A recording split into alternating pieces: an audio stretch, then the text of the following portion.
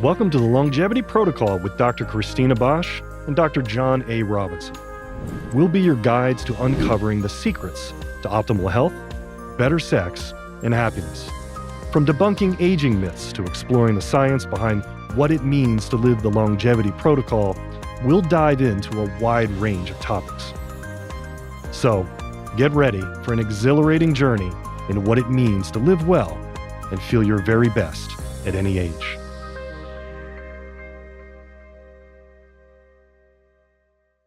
How long have we been together? Like as of this morning, or you mean in our relationship? Really? Okay, You in think, our wait, relationship. no, hold on a second. You think I'm asking that question? I thought it was a romantic way of asking what time is it. Really? I gotta think about that and do that. How long have we been together, love? Yes. It's How long? 9:18. Hours and hours, but just not long enough. The time flies. Yes. How many years have we been together? I would say 22. 22. That's 22. a true story. Yes. Good job. Wow. Yes. That's what we're talking about today. So what do couples do in order to stay together 20 years, 30 years? How long have your parents been together? They've been married 54? 53 years. Married 53, but was it about a year or more or so before that? So, over half of a century. I think that's just impressive. I think now just realizing we've been together for over 2 decades is, yeah. We did good? No, we're doing good. I don't like the way you just said that. What is that thing, that trend on social media of like, with my current husband? Remember I showed it to you and you're like, I don't think that's funny. Yeah, I didn't like that. I didn't like that shit. I thought it was funny watching it, but I didn't like the concept either. Anywho, yes. We're going to talk about longevity in relationships. Yeah. What do people do? What's some of the research? What are some of the concepts behind that? What's our personal take on it? What have we personally done? What's worked? What doesn't work? So I don't know. What would you say? Just generically, what would you say? Well, what makes someone stay together that long? What I would say is you have such a great role model we have a great role model with your parents. Yeah. What would you say? We really do. Well, what I would say is that I think a lot of people think it's whatever works for you, but I don't think that's actually true. I mean, not only do I not think it, we're going to discuss that in today's episode. There are some fundamental consistencies in relationships that survive time. And survive isn't even the right word. No, that thrive through the years. And that doesn't mean that there aren't ups and downs, but they still thrive. So my number one comment to the audience is, it's not just what works for you. There are some tips, there are some habits that help ensure a life well lived with your partner. Having mentors in business is important. Having mentors in school is important. Having mentors in relationship is also important. Yeah. Speaking of mentor, my mentor would say you are the sum total of the 5 people you hang around with. Correct. So if the people you're maybe hanging around with, if you're in a relationship and you want to have the best possible relationship, are you hanging out with people that also at least are together and maybe thriving also in their relationship? I think that's important. Do those people share the same values as you? And certainly, speaking of values, I mean, that's probably a foundational thing when it comes to couples. Do you share values together? Are you striving and do you have goals together? I think that's one of the most important things. That's certainly what's important for us. We have had goals. We have goals. We have goals on top of our goals. We reassess, readjust. We have independent goals that we talk about that are still related to each other. Right. We have goals that are absolutely combined. Right. We have goals related to our children. We have goals for children. We have goals, for them. I mean, there's just goals are always around, and we're always thinking about the future with it. Yeah. You actually said 3 things right in a row that was important. One of them was the people you surround yourself with. Number 2 was about your values. And then number 3 was your goals. So I don't want to forget those. If you can help me not forget Oh, those. wait, I got to write this down? Well, or use your memory, which I Okay. don't I have. don't know. The So, okay. pressure there. I don't. Listen, I'm writing them down, everybody, okay? Because I think it's important. Let me start with this idea of the 5 people you surround yourself with and the idea that your couples that you hang out with should have values similar to you. Well, many of your friends are going to have values that are similar to you, but that's not the same thing as having values of the relationship that is similar to you. Mm. I find, and I believe from everything that I've read in research for this, and I think sometimes it's funny to quote research. So it's not really research. Let's say it's patterns reported. Okay, patterns reported in couples. When women hang out with women that talk crap on their Oh, husbands, they are more prone to talk crap on their husbands.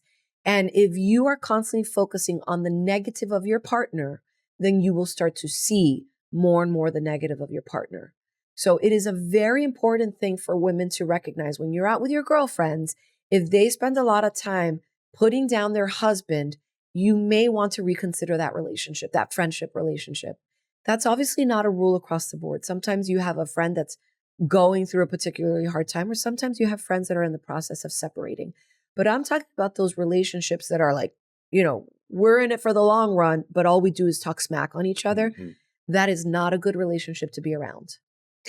That has always been so impressive for me and so important for me that you're that way. Yeah.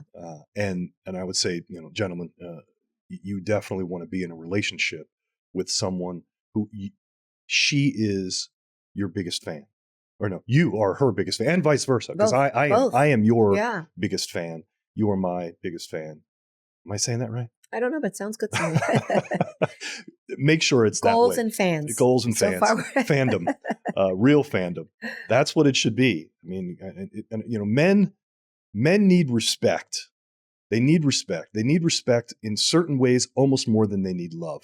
It's how they interpret that, and that's just always been something so amazing about you, is that you've been able to constantly um, display respect for me, whether privately, but certainly publicly. And so for me, you provide me status. That's what I get from you, in among other things, obviously. But I'm getting that sort of status of saying, "Wow, look what type of woman you have." And I think it's vice versa for sure. That's part of that. That how I treat you, publicly, Right. is something that provides you Yeah, with for status and sure. importance. Yeah, I had seen a post that said, and I might mess this up because I'm not good with modern lingo, but it said something like, men, it's not the watch you wear, it's not the car you drive, it's not the shoes you use. Your real flex is your wife. Yeah, I thought, isn't that yeah. so true? And how she It's your again most treats you. important accessory. Absolutely. And yeah, your most important asset. Yeah, That's, of course. that is the thing that's going to help a guy move forward. And when Um, you have that mentality of your wife being your most important asset, then you treat it like an investment. You invest in that person. You invest in them emotionally, intellectually, spiritually, depending on that person's love language. Hopefully you understand their love language. Either you're showering them with gifts or acts of kindness or whatever it is. When you value your female, you are going to give to them. When you value your male, you're going to, um, like you're saying, you're going to hold that space of their leadership and their manlyhood. mhm. And that's really important. You said about the idea of the role model in my parents. I know my mom in particular would always say when we were little, uh, let me think of how you say No, how say it in you say it Spanish in English. first. She would say, I can't make you love me, but I will demand your respect. That Right, kind of a thing, right, right? right. And people might think that sounds harsh. I don't think it sounds harsh. I find myself repeating it, to be honest with you. And I think her lesson was a very good one. My parents taught me that if you are not respectful, you cannot love correctly. You cannot. And if a person says they love you but isn't respectful to you, that is not real love. I think that's, yeah, certainly with love. I think that is a focus on. I think that is a commentary to what's going on in our society. That it's the respect. We talk about that. Respect even among enemies, and politeness. That's just not trite. It's the politeness concept is just not old fashioned. I always remember the story of, I think it was no, I don't think it was Jefferson. I think it was George Washington, that he would refer to his wife as Mrs. Washington, Hmm. Mr. Washington. They Well, would, people used to do that. yeah, and now maybe that's a little bit of an extreme, but maybe not. Maybe we need to learn more from this idea of structured politeness in order to channel into love. That it starts with that in order to reflect love and to understand love. Well, people used to do that when they were referring to their partners in public. But if it meant that he would say that to her when they were in private, like when he was talking to her, he would say Mrs. Washington. Yes. Oh, or yeah, It's a privately, publicly, Yeah. even privately. So, I mean, Yes. if you're doing that when you're in private, then I think there's something kind of romantic about that. It's so claiming her. And maybe a modern version of that, because I'm not going to call you Dr. Robinson at home, because I don't want to. Lord But, Lord Robinson? hmm No. uh-huh, sure. No? But what Should I try was that. going to say, which was real and actually funny, is that I do call you husband. Yes, that's I true. say, Yes, husband. right. Remember that? Yeah. That you got out of the suitcase? Yes, husband, and I'll say wife. Yeah. Yeah, so I like The that. kids will say that. The What do kids will they come to say? me and say, your Your wife wife is wants doing this thing. Your wife was doing this, or your wife wants you. You mean they're tattletaling? If they're doing that. Yeah, right. I'm often up to no good. But yes, I do think claiming each other is important in public and in private. Yeah. Well, okay. Oh, you said, okay, so that was my comment about the 5 people. The values I want to mention. Mm, I understand when you're dating before you get married, you think you have shared values. But do you actually discuss them? Do you actually take the time to write down your values and then compare your notes with your partner? If this is your forever person, and honestly, if it's not your forever person, I don't know what you're doing dating so long. We've talked about this. Like, yes, by all means, go out and meet people and have dinner with people, but that's not the same thing as spreading your intimacy, right? That goes back to respect, I guess. Um, but if you think you've met your forever person, then you need to compare your values and you need to think not just right now, but for the future. Like, I know I don't want children right now. I don't want children either. Great. We have that in common, but I'm going to want kids. Are you taking that conversation to the next level? And then I'm going to want kids. Okay, great. Well, when we have kids, what is our hierarchy of priority? Is it children first?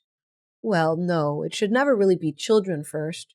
Their needs need to be met. Their like life needs need to be met. But as far as the energy of the relationship, you have to have, for us, obviously, it's God and God. relationship. Mhm.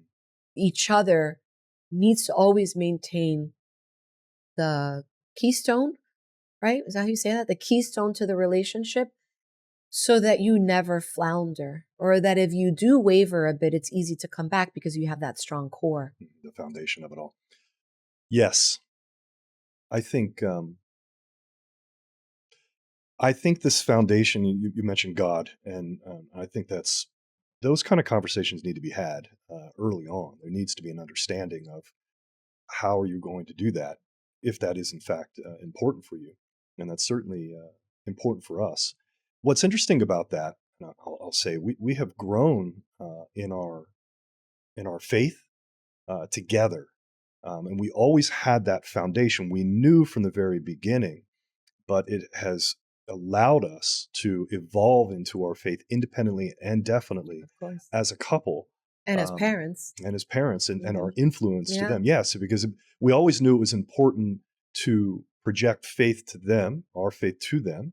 And then through that process, it just all became, you know, like a familial type of uh, goal for Yeah. us. And it's strengthened. It certainly has, for me as of late, really powerfully in our Lord and Savior Jesus Christ. That is certainly what has strengthened me personally, and what's definitely helped us. So It's important to mention the fact that we have passed on that value of faith and spirituality to our children because one of the conflicts that couples will often have as they get deeper into their years together is problems related with children. And one of the reasons is because parents will obviously love their children, but that doesn't mean they like them. So it's extremely important. I know Jordan Peterson talks about this a lot, right? Isn't that the person that you quote where they say, I think it's Jordan Peterson, the idea of you have to like your children. And Oh if yeah, you're, if don't let your kids do anything that makes you not like them. right, because That's what he loving says. them is Yeah, not going to save conflict in the marriage. You must like them. As parents, you must enjoy your children. Otherwise, they really can become a great source of stress for the relationship. And that's sad. A lot of people don't want to say those things. Those are like those hard truths people don't want to talk about. But if you're not on the same page as parents and if you're not respecting each other in front of the kids, you will have conflict that will cause an erosion to the relationship. that was is that you with your notes there. Did you cover the third one before I switch Well, I gears? think it was values and goals. Oh, okay, yeah. Well, goals Mhm, is very important, but you did mention that you listed all the goals that we have in the underlying and overlying and overlapping mhm. of goals. Yes, Reassess them regularly. regularly. Yeah. We do that. Certainly do it annually in a more focused, Yeah. traditional, ceremonial way. The way we do Yeah. it. And it's Um, important because it's not really about love, correct? It's not love that keeps a relationship together. Yeah, love's not enough. Right. It's just not enough. It's the spark. It's in the end, it brings you back. It can make heal these types of things, but the mechanism of it is not just as simple as love. It's all these other things we're talking about. Here's another thing. This is uh, a study from Harvard, 724 different couples who made it past 30 years, and it wasn't actually love. Right. It wasn't even, dare we say, sex, which is so important for us and what we talk about with our patients. And it wasn't even necessarily kids that is the only glue for them. I want to say though, I want to before we actually reveal what it mainly was. Sex, intimacy is extremely important. I think it's important to say that what intimacy actually means because it's beyond just simply sex or we just talk about penetration only when people think of the word sex. It is about sexuality with your partner and sharing those things. And that can have all kinds of mental, emotional, and spiritual implications of what intimacy means. Yes. That's what needs to be maintained. Now, that is what's actually in the research been more important than penetrative sex. I just Yes. think it kind of Of course, because dumbs it down. real intimacy transcends age and in many cases disease processes, right? So if you're maintaining intimacy in whatever form, and it should include some form of physical intimacy, that could be just snuggling Right. together. I mean, the statistics about healthy relationships when people snuggle together in bed is like really, Spooning. really amazing. So yeah, so Okay, yeah. intimacy, but intimacy is not the answer. The answer is So that's the asterisk. We always, as the sex docs and how important we think that is. That's our asterisk. But what really it is, it's the ability to ultimately tolerate those same things in each other over and over again. I know, which is so funny. How anti-romantic is that? What's the secret to a long marriage? Tolerance. Yeah, right, right. But Like yes. marathon runner, you got to be a marathon Yeah, runner. that exactly. And what is the key to being a marathon runner? It's not training. It's just It's your mindset. mindset. Yeah, So actually that is so romantic. The ability to say, I have the power within my mind to value this relationship above how freaking annoying you can be. hmm. That's powerful. I'm sorry, you're saying I can be annoying? Is that what you I were was just saying? speaking like Oh, in you. third person. No, really, I was. Although, yes. I can be. Yeah. And so how do you get past it? You're just like, I'm the marathon runner. I get past this guy's No, annoyancy, n- I remind annoyance. myself the value of my relationship with you. So, what does that mean? Because that doesn't sound very sweet, but actually it is. If you're just saying, I remind myself I love you, but no, that's not enough to get people past irritation. It's about the mindset that is this really as irritating as it is beneficial and wonderful and good and vital and strong? I mean, insert whatever Mhm. word matters to you. That's how you get past an irritation. The couples who divorced in this particular study, these 724 couples, they were thinking like, well, yes, this habit drives me crazy, so Yeah. sayonara, I'm out. That it wasn't enough. They couldn't get past all of And that. they have these like fantasies of changing the person. So that's a big issue. You cannot find a habit in your husband or wife that annoys you and maintain the idea that you're going to change them. That is not correct. You can hope to inspire, you can provide good communication, you can express your irritations, but you must be okay with the person as they are. Do not marry someone that has things that bother you already if you don't think you can live with it. Yeah. You know, we talk a lot about stress resilience. We talk about that in relationship to hormonal balances or imbalances that cause us to not have stress resilience. And that, in fact, is one of the key skill sets that couples will have. They generally have stress resilience as it relates to their resiliency within the relationship itself. So I think that's actually, and this was again part of this study. They have a quick emotional recovery to whatever the conflict Yeah. was. So it's how they're dealing with conflict that's so important. And we've practiced that. We continue to practice what are the, I don't know, rules of conflict as we move through it. And we're always tweaking and making it better. And And you're so good at this because um I'm not conflict avoidant. you are the bull. I am not. I'm very like, "Mer." Even though I'm saying, oh, something that bothers me, and then I just look at you and, I'm filled with conviction. And that is true. But the reality is that I can be very like, poke the bear, poke the bear. So what this means is you have really guided this notion of healthy conflict resolution, right? You recognize it's not good because it isn't good to avoid conflict. Right. Isn't that's one of the other things. People who don't talk about the problem Yeah. don't do They well just run either. away from it. They shut down. Yeah. But you're really good at saying, okay, if we're going to talk about this, then how are we going to talk about it? And let's put limits. Let's put limits to what the conversation is going to look like. It can't be this thing that we just beat it over and over again. And you've really taught me that notion of how sometimes a person gets stuck in a pattern of conflict just because it gives you an emotional high. Yes. Arguing, especially for women, it makes them feel connected. And I think it'd be for guys. I'll share something here. Early on in our relationship, we could have a 3 or 4 hour discussion. And it was like nothing. Yeah. It would just be like, go on and on and on and into the night. And and you look at the clock and like, how the hell are we here?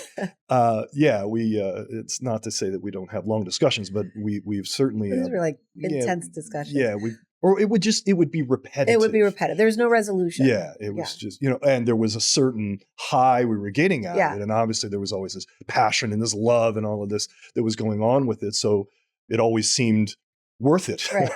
But it was, but we've also matured. So hopefully what our listeners. Well, it was, but not a 4 hour discussion about, the toothpaste cap being off the toothpaste tube. It wasn't like that, but yeah.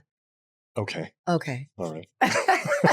That's not my memory on some of those 4 hour discussions. But anyway, yes, we've learned to put together. I mean, and thanks for giving me some level of credit with that. But it was both of us coming up and agreeing and being sensible and reasonable, even in the midst of our passion.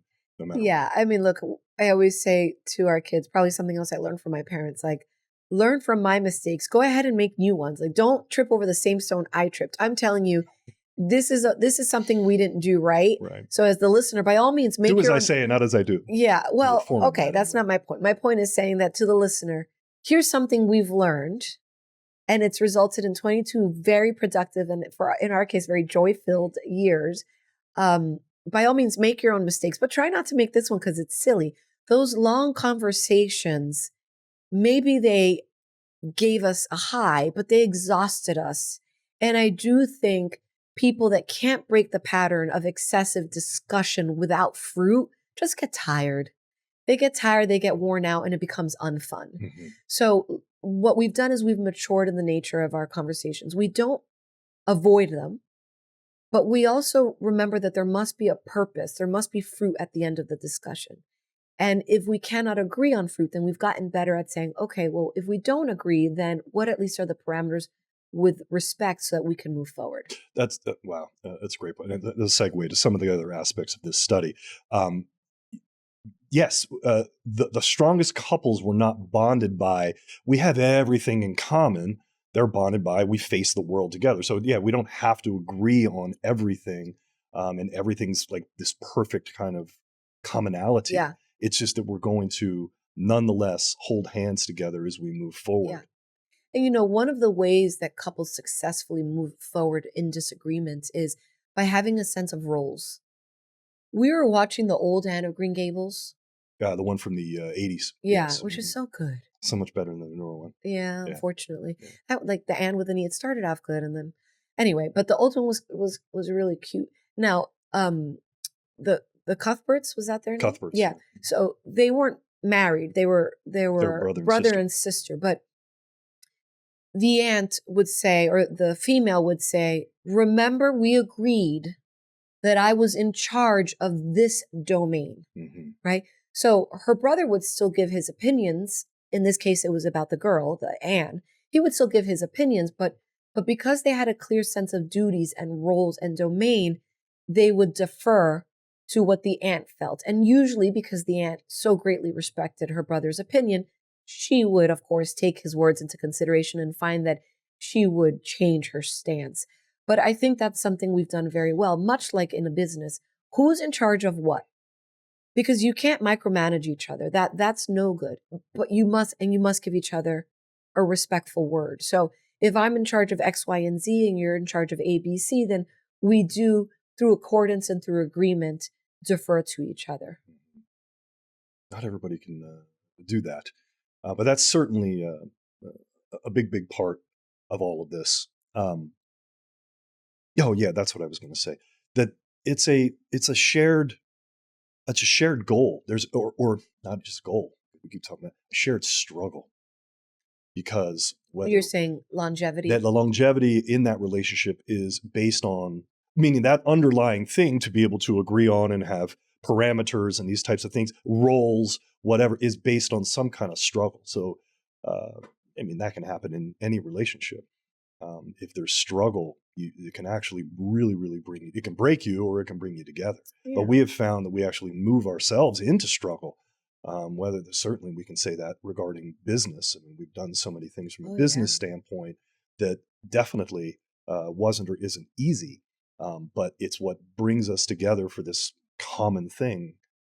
How do we continue to succeed through that? And that strengthens our relationship as a result. I have one of my dear friends, I would say, who has had a child with health concerns, and I have so greatly admired and been really impressed at how that challenge has brought that relationship closer and tighter, and it's like they are fortified because they have struggled through this together with great companionship. And that's important to recognize because longevity is not dependent on ease. The path doesn't have to be easy for it to be successful and loving. Right? How do you think faith plays a role with longevity in relationships? I was reading something about that, John. I was reading about happiness versus joy. I have to go back and read it and understand a little bit better. But essentially the person was talking about a life of struggles and the interchange between the two people talking, they were saying through prayer they have been able to find purpose and joy in their life even in the midst of sadness. And I thought, yeah, again, that's I mean, for us it's obviously one of our biggest tools, right?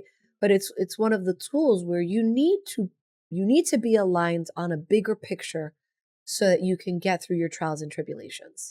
I have found one of the biggest gifts is being able to pray with you, pray next to you, with me praying what I'm praying and you're praying what you're praying. Just being in the presence of one another in the midst of prayer has been transformative. I think. I think there's a special bonding that has occurred through that process. I'm still trying to figure it out. You know, the mystery of faith, the mystery of all of this. I'm still trying to figure it out. I don't know if I ever will, but I know that there's something that solidifies things for me. It motivates me regarding our relationship. It's beyond cement for me, and Well, it's joyous. There is a mm, certain joy one when of we're the doing most it. important part of at least probably the predominant religions, but I'll speak about Catholicism is that notion of hope for the afterlife, right? So you can insert whatever word you want in there, but for me, it's this profound belief in what comes next. And that gives me so much hope and so much strength that when we're going through something difficult, I think this too shall pass. Like, this will be fine. Let's just, now you need to do what you need to do. I have a friend who's half Christian and half Muslim.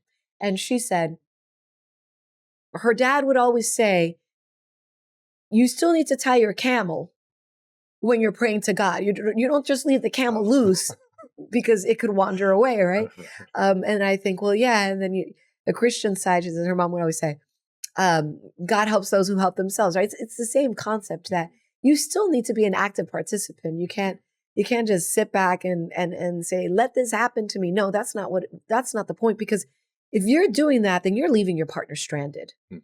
If you're not working towards resolution, whatever the resolution is, it doesn't always have to be conflict. Sometimes it's just asset growth or reminding your kid to brush their teeth. Like, whatever the resolution is, you need to work on it together.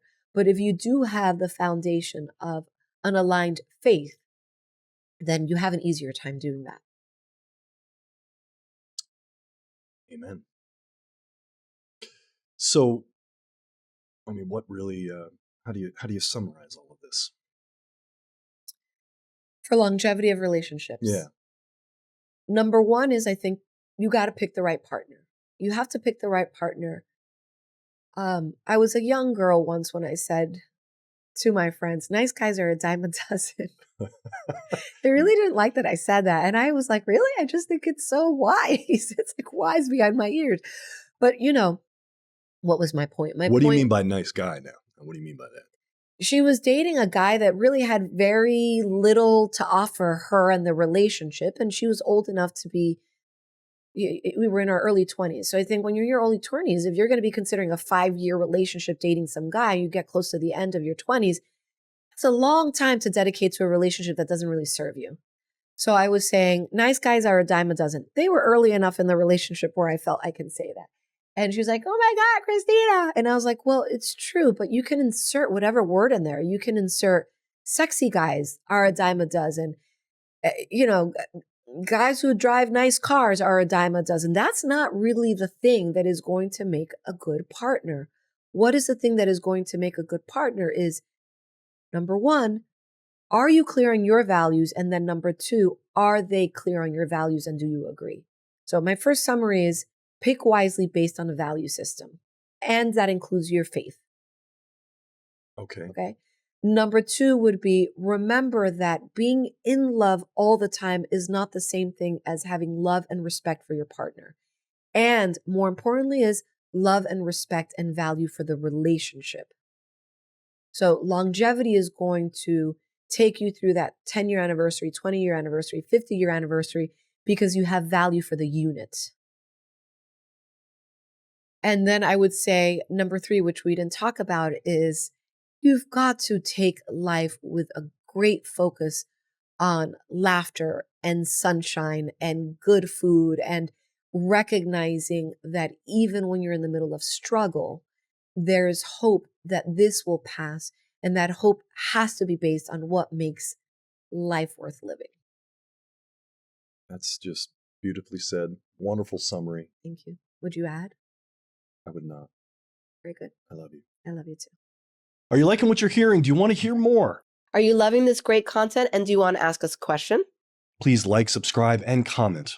You can find all of our links on our social media, featured articles, basically everything we cover at Linktree at Longevity Protocol Pod.